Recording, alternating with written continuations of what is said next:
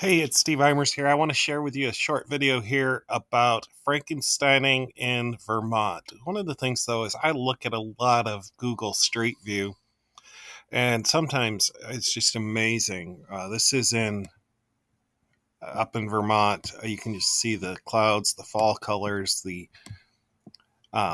trees here are just absolutely beautiful. And sometimes it's easy to miss all the beauty around you while you're doing these searches, but just this is absolutely gorgeous. Anyways, you may hear my goats in the background. They're having a full-on hootenanny out there, but I've got the window open, and that's okay. They can serenade us. My concern here is this is on I-89 up in Vermont, and this rail here, this is a Trinity slotted rail terminal 350, rail 1, and this is a Road Systems fleet terminal, flared energy absorbing terminal. These cannot work together. This is a Frankensteined Guardrail, and this one here is particularly deadly. I'm going to click over here to location, or a story out of, this is crash from Colorado. The woman was speared. She's had 4 surgeries, and the type of guardrail here is exactly what we see here in Vermont. You see, here's the Road Systems head with the Trinity Rail 1. This is a Frankenstein system.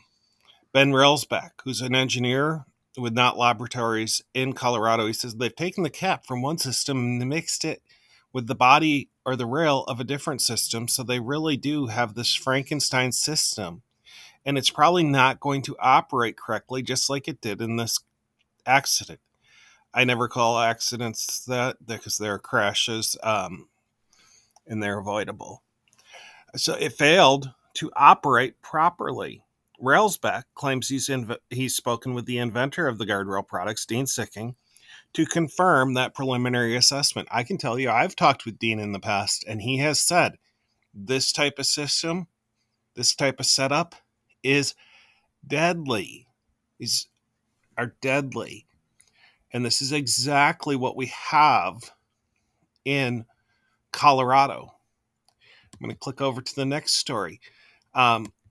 Shailene Bhatt, you need to know this guy. He was the CDOT executive director. And he said there is a potential you could have a guardrail not prevent you from crashing into something, and you could potentially penetrate your cabin. Mr. Bhatt went ahead and ordered a full inspection of 21,000 guardrails in Colorado after this was discovered. And what they found was another 144 guardrail systems which were incorrectly installed. They went out there and got them fixed, but not before it tore through Kristen Gerhardt's vehicle. And she has had, at the time of this story, had 4 surgeries. They were able to save her foot. But she said, unfortunately, that happens too often. Somebody has to get hurt before attention is drawn to the safety measures, and in this case, it was me. She said, I thank God I survived, and I'm happy to be able to help. And let's continue. Here's an example. This is a story I participated in at WUSA in Washington, D.C. This is like having an improvised explosive device on the side of the road rather than a safety product, I told WUSA. This is very, very serious. These will not operate. Here's an example of, again, there's parts from one system, and here's parts from another. They cannot work together. The Federal Highway Administration says if the substitute parts do not crush, break, bend, or slide the same way as the crash-tested parts, the device's performance will be affected. Let's go back to Colorado. That fellow, Shailene Bhatt, I hope I'm saying his name right. If not, I'm really sorry. Please forgive me. Um, he's now the director, or the administrator. He's been appointed by President Biden to lead the Federal Highway Administration. When I did this story at WUSA, Maryland, they agreed to inspect every guardrail system in their state for this problem. Frankensteining, it can kill. It can kill. There's a monster on the roads in Georgia, and a young girl, Isabella Alonzo, hit one of those monsters. It speared into her car, and she was killed. The Alonzos, they mentioned, I don't want it to happen to anyone else's child.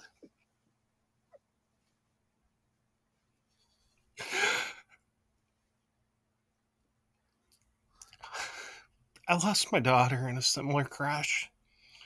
This is her father. The doctor said the guardrail had separated her spine from her pelvis and crushed her pelvis. Isabella stayed alive just long enough for her parents to say goodbye. I asked her because they had already told us she wasn't going to make it. And I said, do you see Jesus?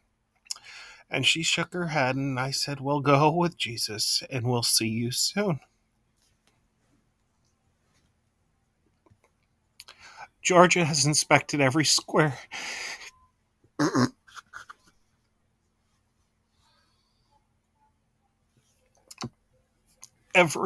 They're agreeing to inspect every square inch of guardrail in the state.